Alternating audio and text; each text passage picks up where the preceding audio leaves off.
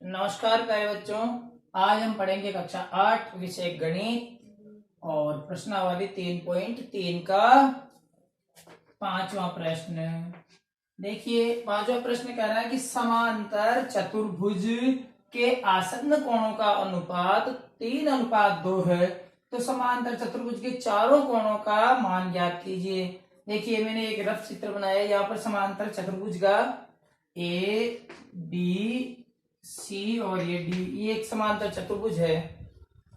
ये कह रहा है समांतर चतुर्भुज के आसन्न कोणों का अनुपात 3:2 है। सबसे पहले तो हमें ये पता लगाना कि आसन्न कोण कौन से होते हैं। तो पहले बच्चों, पिछले वीडियो में आपने पढ़ा था कि एक ही भुजा के दोनों सिरों पर बनने वाले कोण आपस में आसन्न कोण है। जैसे ये ए और डी, ये दोनों आसन्न कोण है। इधर सी और बी, ये भी आसन्न कोण है। या डी और सी, ये भी आसन्न कोण हो सकते हैं। ए और बी, ये भी आसन्न कोण हो सकते हैं। तो यहाँ हमें देखना है इस एक ही रेखा के दोनों सिरों पर बनने वाले कोण आसन्न कोण होते हैं और इन आसन्न कोणों का योग कितना होता है? 180 डिग्री अंश के बराबर होता है, यानी 180 डिग्री होता है। ये आपको याद रखना है कि दो आसन्न कोणों का योग हमेशा 180 डिग्री होता है। अब इन दोनों आसन्न कोणों का अनुपात क्या है? 3:2। अब इस 180 को 3:2 में बांटेंगे तो 3 + 2 = 5। अब इसको हमें कैसे हल करना है कॉपी में कि 5 में से कितना आ रहा है आपका? 3।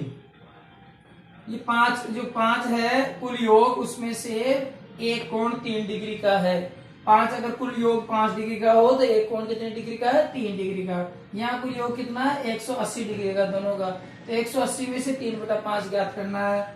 तो देखिए 3/5 × 180, क्योंकि 5 में से 3 है अनुपात, तो 180 में से कितना होगा? 5 से कट गए 180, 5 एकम 5 और 5 × 15, बच गए 3, हो गए इधर 0 तो हो गए 30, 5 × 30 यानी 36 डिग्री × 3।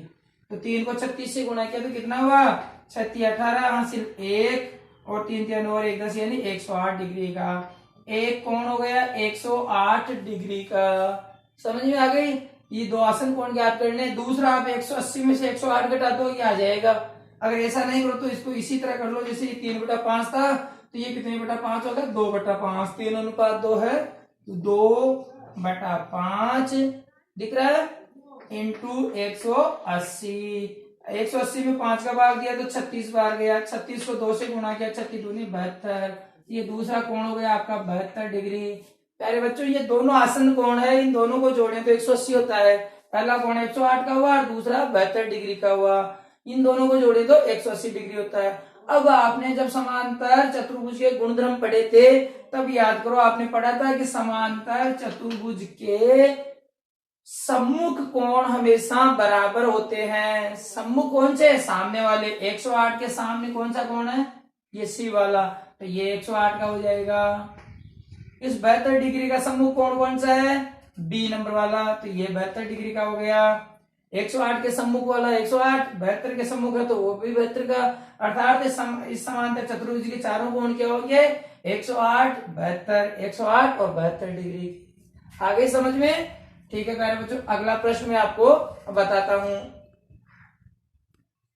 अब देखिए, अगला जो छठा प्रश्न है वो पूछ रहा है कि समांतर चतुर्भुज के दो आसन्न कोणों का माप बराबर है, यानी दोनों आसन्न कोण बराबर नाप के हैं। तो सभी कोणों के माप ज्ञात कीजिए। देखिए, ये रफ चित्र आपके सामने समांतर चतुर्भुज का।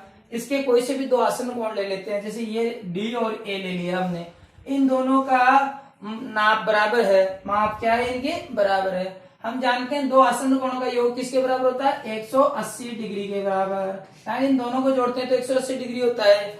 अब अगर इन दोनों का नाप बराबर है तो 180 डिग्री को दो बराबर भागों में बांट लेंगे तो बराबर माप आ जाएगा। तो दो बराबर भागों में बांटने के लिए क्या करेंगे? 2 का भाग देंगे। तो 180/2 = 2 एकम 2 और 90 दूनी 180 यानी 90 90।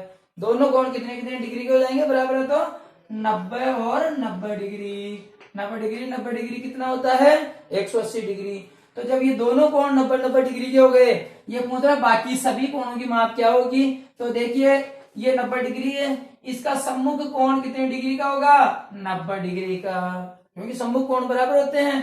फिर ये दूसरा कोण है, ये भी 90 डिग्री है, तो इसका सम्मुख कोण भी 90 डिग्री का होगा, यानी चारों कोण 90-90 डिग्री के होंगे। ये हो गया आपका छठा प्रश्न। अगर समझ में नहीं आया हो तो वीडियो को दोबारा चला के धीरे धीरे आराम से समझ लेना। गुड बाय प्यारे बच्चों।